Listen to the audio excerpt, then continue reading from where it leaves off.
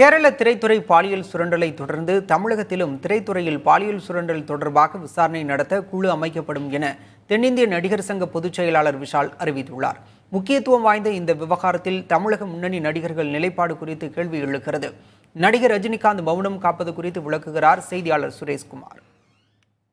மலையாள திரைத்துறையில் பெண்களுக்கு எதிரான இந்த பாலியல் சுரண்டல் விவகாரமாக இருக்கட்டும் அல்லது தமிழ் துறையில் எழுந்திருக்கக்கூடிய தற்பொழுது இந்த குழு அமைத்து விசாரிக்கப்படும் என சொல்லப்பட்டு வரக்கூடிய நிலையிலும் நடிகர் ரஜினிகாந்த் இது தொடர்பாக இதுவரை எந்த கருத்தையும் தெரிவிக்காமல் இருக்கிறார். ஆகவே நடிகர் ரஜினிகாந்த் கருத்தை பெறுவதற்கான முயற்சியை நாம் மேற்கொண்டிருந்தோம். இது தொடர்பாக அவருடைய செய்தி தொடர்பாளரிடம் பேசிய போது ரஜினிகாந்த் ஊரில் இல்லை, அதாவது சென்னையில் இல்லை, நடிப்பதற்காக விசாகப்பட்டினத்தில் சென்றிருப்பதன் காரணமாக தற்போது இந்த விவகாரத்தில் எந்த கருத்தும் வெளியிட வாய்ப்பில்லை என தெரிவித்திருக்கிறார். இருந்த போதிலும் நடிகர் ரஜினிகாந்த் அவர் அரசியல் ரீதியாக எந்த கருத்து சொன்னாலும் சரி அல்லது சமூகம் சார்ந்த கருத்துக்களாக இருந்தாலும் சரி ஒரு முக்கியத்துவம் வாய்ந்ததாக பார்க்கப்படும். சமீபமாக கடந்த வாரம் கூட ரஜினிகாந்த் அவர்கள் ஒரு நூல் வெளியீட்டு விழாவில் பங்கேற்றிருந்தால் அதில் மூத்த அமைச்சர்கள் குறித்து பேசியிருந்த கருத்துக்கள் கூட மிகுந்த முக்கியத்துவம் பெற்றது, பேசு பொருளாக மாறியது.